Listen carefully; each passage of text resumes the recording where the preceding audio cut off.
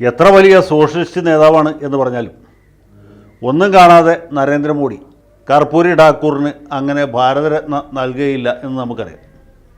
കർപ്പൂരി ഠാക്കൂറിനെ കുറിച്ചുള്ള വീഡിയോയിൽ ഞാൻ ആ കാര്യം ഊന്നി പറയുകയും ചെയ്തതാണ്. അന്നത്തെ എൻ്റെ പ്രവചനം അച്ചട്ടായി എന്ന് വേണം വിചാരിക്കാൻ.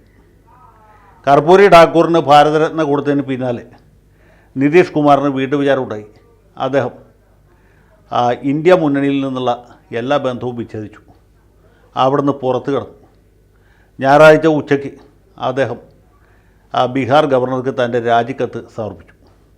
വൈകുന്നേരം അദ്ദേഹം NDAയുടെ തലവനായി മുഖ്യമന്ത്രി സ്ഥാനത്ത് തിരിച്ചെത്തി. ഗവർണർ തന്നെ അദ്ദേഹത്തിന് സത്യവാചകം ചൊല്ലിക്കൊടുത്തു. അദ്ദേഹം ബീഹാറിൻ്റെ ഭരണസാരഥ്യം വീണ്ടും കൈയാളുകയാണ്. നമ്മുടെ നാട്ടിലെ മിക്കവാറും പത്രങ്ങളും ടെലിവിഷൻ ചാനലുകളൊക്കെ ഇദ്ദേഹത്തെ ഓന്തിനോട് ഉപമിച്ചുകൊണ്ട് ഒന്നിനു പോലും നാണമാകും നിതീഷ് കുമാറിൻ്റെ ഈ നിറമാറ്റം കാണുമ്പോൾ എന്ന അർത്ഥത്തിൽ നിരവധി സ്റ്റോറികൾ അടിച്ചുവിട്ടിട്ടുണ്ട്. ഇന്ന് മാതൃഭൂമി പത്രത്തിൻ്റെ ഒന്നാമത്തെ പേജിൽ നിതീഷ് കുമാറിന് ഒരു മരത്തിലിരിക്കുന്ന ഓന്തായിട്ട് ചിത്രീകരിച്ചിട്ടുണ്ട്. മറ്റ് പത്രങ്ങൾ ആരും മോശമാക്കിയിട്ടില്ല. യാതൊരു തത്വദീക്ഷയുമില്ലാത്ത അധികാര ദുർമോഹിയായ ഒരു രാഷ്ട്രീയക്കാരനായിട്ട് നിതീഷ് കുമാറിനെ ചിത്രീകരിച്ചുകൊണ്ടിരിക്കുകയാണ്. ഒന്ന് ആലോചിച്ചാൽ അതിൽ ചെറിയൊരു വൈരുദ്ധ്യമുണ്ട് എന്ന് നമുക്ക് കാണാൻ കഴിയും. 1996 മുതൽക്കെങ്കിലും ദേശീയ രാഷ്ട്രീയത്തിൽ അറിയപ്പെടുന്ന ഒരു നേതാവാണ് നിതീഷ് കുമാർ. അദ്ദേഹം വാജ്പേയിയുടെ മന്ത്രിസഭയിൽ ആദ്യം കൃഷിമന്ത്രി, പിന്നീട് റെയിൽവേ മന്ത്രിമാരുന്നതാണ്. അങ്ങനെ ഇരിക്കുന്ന സമയത്ത് ഇദ്ദേഹം ബീഹാർ മുഖ്യമന്ത്രിയാകാനായിട്ട് പഠിച്ച പണി പയറ്റി നോക്കി. അന്ന് അവിഭക്ത ബീഹാറാണ്. ജാർഖണ്ഡ് സംസ്ഥാനം വേർപിരിഞ്ഞിട്ടില്ല. ജനതാദൾ യുണൈറ്റഡിനേക്കാൾ കൂടുതൽ MLA-മാർ BJPക്ക് ഉണ്ടായിരുന്നിട്ടും അദ്ദേഹത്തെ അവർ മുഖ്യമന്ത്രി സ്ഥാനത്തേക്ക് കൊണ്ടുവന്നു. പക്ഷേ മുഖ്യമന്ത്രിയായിട്ട് അധികം ദിവസം ഇരിക്കാൻ പറ്റിയില്ല. അപ്പോഴത്തേക്കും ലാലു പ്രസാദ് യാദവ് കോൺഗ്രസിൻ്റെ പിന്തുണയോടുകൂടി മറ്റ് ചില സ്വതന്ത്രന്മാരെയൊക്കെ തടുത്തുകൂട്ടി നിതീഷിനെ താഴെ ഇറക്കി റബഡി ദേവിയെ തന്നെ വീണ്ടും മുഖ്യമന്ത്രിയാക്കുകയാണ് ഉണ്ടായത്. ഏതായാലും 2004 ആണ്ടായപ്പോഴത്തേക്കും ഇവരുടെ പാർട്ടിക്ക് ഏറെക്കുറെ ഭൂരിപക്ഷത്തോടെ അടുത്ത സീറ്റുകൾ കിട്ടി. അപ്പോഴും കേവല ഭൂരിപക്ഷം കിട്ടിയില്ല. നിയമസഭ കൂടുന്നതിന് മുമ്പ് തന്നെ പിരിച്ചുവിട്ടു. 1965 കേരളത്തിലുണ്ടായ പോലെ അന്ന് ബീഹാറിൽ സംഭവിച്ചു. നിതീഷ് കുമാർ എങ്ങാനും മന്ത്രിസഭ രൂപീകരിച്ചാലോ എന്ന് പേടിച്ച് ഗവർണറായിരുന്ന ബൂട്ടാ സിംഗ് ഡൽഹിയിലേക്ക് റിപ്പോർട്ട് അയച്ചു. കേന്ദ്രമന്ത്രിസഭ അത്താഴത്തിന് ശേഷം യോഗം ചേർന്ന് ബീഹാർ നിയമസഭ പിരിച്ചുവിടാൻ തീരുമാനിച്ചു. അന്ന് റഷ്യയിൽ ഔദ്യോഗിക സന്ദർശനത്തിന് പോയിരുന്ന രാഷ്ട്രപതി കലാമിന് ഇവിടെ നിന്ന് വിമാനത്തിൽ ഈ വിളംബരം കൊടുത്തയച്ചു. അദ്ദേഹം മോസ്കോയിൽ വെച്ച് അത് ഒപ്പിട്ടു. അങ്ങനെ നിയമസഭ കൂടാതെ ആ സഭ പിരിച്ചുവിട്ടു. തുടർന്ന് വീണ്ടും തെരഞ്ഞെടുപ്പ് നടത്തി. ആ തെരഞ്ഞെടുപ്പിൽ നിതീഷ് കുമാറും BJPയും ചേർന്ന സഖ്യം അധികാരത്തിൽ വന്നു. അവർ അധികാരം പിടിച്ചു. ആ സഖ്യം വളരെ കാലം നിലനിന്നു. 2005 മുതൽക്ക് 2013 വരെ നിതീഷ് കുമാർ ബീഹാറിൽ നടന്ന തെരഞ്ഞെടുപ്പുകളൊക്കെ ജയിച്ചു. അങ്ങനെ അധികാരത്തിൽ തുടർന്നു. 2013 BJP നരേന്ദ്രമോദിയെ പ്രധാനമന്ത്രി സ്ഥാനത്തേക്ക് ഉയർത്തി കാണിച്ച് അത് തുടർന്ന് നിതീഷ് രാജിവെച്ചു. ഈ മുന്നണിയിൽ തുടരാൻ പറ്റുകയില്ല എന്ന് പറഞ്ഞ് മുന്നണി വിട്ടു. ജിതൻ റാം മാഞ്ചിയെ മുഖ്യമന്ത്രിയാക്കി കുറച്ചുകൾ വെച്ചുകൊണ്ടിരുന്നു. പക്ഷേ അത് ശരിയാവില്ലെന്ന് തോന്നിയപ്പോൾ നിതീഷ് തന്നെ അധികാരം വീണ്ടെടുത്തു. 2014 തെരഞ്ഞെടുപ്പിൽ ജനതാദൾ യുണൈറ്റഡിന് വലിയ തിരിച്ചടി ഉണ്ടായി. അതിനുശേഷവും പക്ഷേ അദ്ദേഹം മുഖ്യമന്ത്രി സ്ഥാനത്ത് തുടർന്നു. തൻ്റെ ചിരകാല വൈരിയായിരുന്ന ലാലു പ്രസാദ് യാദവിൻ്റെ മക്കളുടെയൊക്കെ പിന്തുണ സ്വീകരിച്ചുകൊണ്ട് അദ്ദേഹം മന്ത്രിസ്ഥാനത്ത് തുടർന്നു. അടുത്ത തെരഞ്ഞെടുപ്പിൽ വീണ്ടും ഈ RJD JDU മുന്നണിക്ക് ഭൂരിപക്ഷം കിട്ടി. അദ്ദേഹം മുഖ്യമന്ത്രി സ്ഥാനത്ത് തിരിച്ചെത്തി. ലാലുവിൻ്റെ 2 മക്കളെ മന്ത്രിമാരാക്കേണ്ടി വന്നു.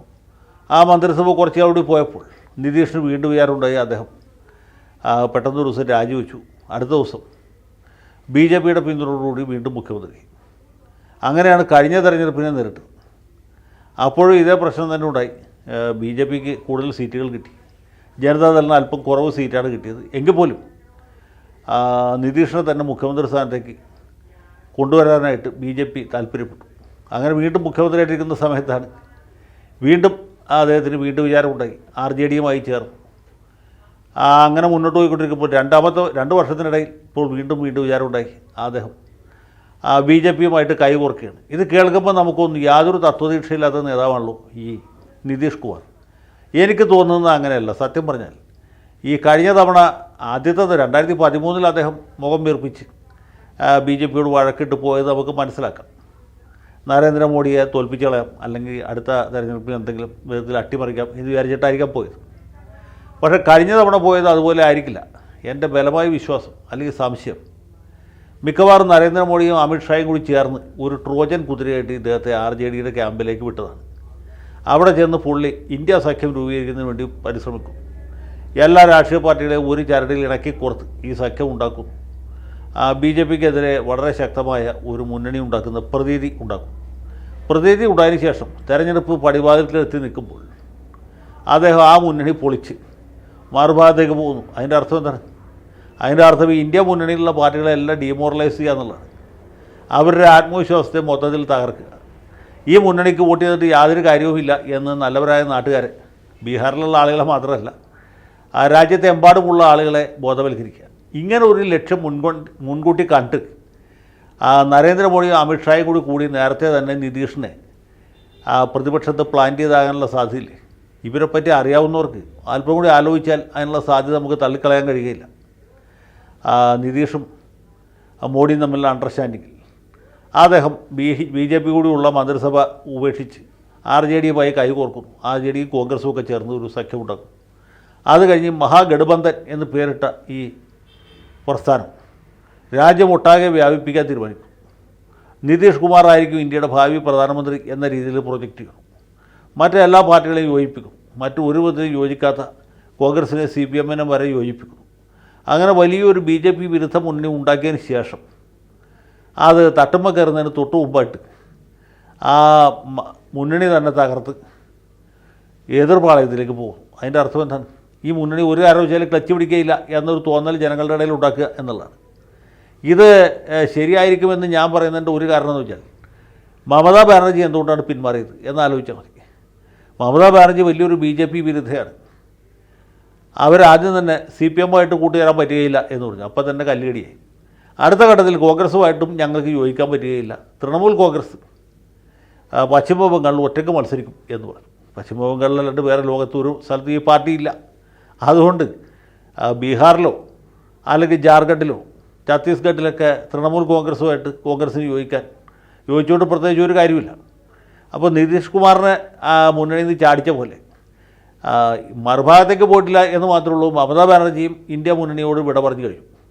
ഇനി അല്പം കൂടി ആലോചിച്ച് നോക്കൂ, ഈ മുരളി ദേവറയുടെ മകൻ മിലിന്ദ് ദേവറ എന്തുകൊണ്ടാണ് മറുകണ്ഠം ചാടിയത്? അതുപോട്ടെ, ശിവസേന എങ്ങനെയാണ് പിളർന്നത്? വെറുതെ ഇരുന്ന ശിവസേനയിലെ നേതാവ് ഏകനാഥ് ഷിൻഡേക്ക് പെട്ടെന്നൊരു ഉൾവിളി ഉണ്ടാക്കുകയാണ്. ഇങ്ങനെ പോയാൽ ശരിയാവുകയില്ല. പുള്ളി ശിവസേനയിൽ നിന്ന് കലഹിച്ച് കലാപം നടത്തി തിരിച്ച് പുറത്തു വരികയാണ്. അതുപോലെ തന്നെ ശരത് പവാറിൻ്റെ പാർട്ടി NCPയിൽ നിന്ന് അദ്ദേഹത്തിൻ്റെ അനന്തരവനായ സാക്ഷാൽ അജിത് പവാർ എങ്ങനെയാണ് പുറത്തു വന്നത്? അതിൻ്റെ പുറകിൽ BJPയുടെ കാരാള ഹസ്തങ്ങൾ തന്നെയാണ് ഉണ്ടായിരുന്നത്. അപ്പോൾ അജിത് പവാറിനെയും ഏകനാഥ് ഷിൻഡെയെയും അതുപോലെ മിലിന്ദ് ദേവറയെയും കർണാടകത്തിൽ കോൺഗ്രസുമായിട്ട് ഐക്യപ്പെട്ട ജഗദീഷ് ഷെട്ടാറിനെയൊക്കെ തിരിച്ചു കൊണ്ടുവന്ന പോലെ അതേ സ്ട്രാറ്റജി ഉപയോഗിച്ചാണ് മമതാ ബാനർജിയെ ഈ മുന്നണിയിൽ നിന്ന് പുറത്ത് അടിച്ചത്. അതേ തന്ത്രം പ്രയോഗിച്ച് തന്നെയാണ് ഇപ്പോൾ നിതീഷ് കുമാറിനെയും പുറത്തു വിടുന്നത്. അപ്പോൾ ഇങ്ങനെയെല്ലാം ചെയ്തുകൊണ്ട് ഇന്ത്യ മുന്നണിയുടെ ആത്മവിശ്വാസം തകർക്കുക. അവരുടെ ആത്മവിശ്വാസം പോയാലും ഇല്ലെങ്കിലും ഇവർക്ക് വോട്ട് ചെയ്യാൻ ഉദ്ദേശിച്ച ജനങ്ങളുടെ ഇടയിൽ വലിയ ആശയക്കുഴപ്പമുണ്ടാക്കുക എന്നുള്ളതാണ് BJPയുടെ ഒരു പ്ലാൻ എന്നാണ് എനിക്ക് തോന്നുന്നത്. ഇതൊക്കെ ചെയ്യാൻ യാതൊരു മടിയില്ലാത്തവരാണ് ഈ നരേന്ദ്രമോദിയും അമിത്ഷായും. അവരുടെ തന്ത്രങ്ങളിൽപ്പെട്ട് നിതീഷ് കുമാർ ആദ്യം BJP മുന്നണി വിട്ട് ലാലു പ്രസാദുമായിട്ട് കൈകോർക്കുകയും പിന്നീട് അത്യാവശ്യ സമയത്ത് ആ മുന്നണി തകർത്ത് മുന്നണിയുടെ കംപ്ലീറ്റ് അടുപ്പുകല്ല് വരെ പൊളിച്ച് അദ്ദേഹം BJPയുടെ ഭാഗത്തേക്ക് തിരിച്ചു പോവുകയും ചെയ്തിരിക്കാനാണ് സാധ്യത എന്നെനിക്ക് തോന്നുന്നു.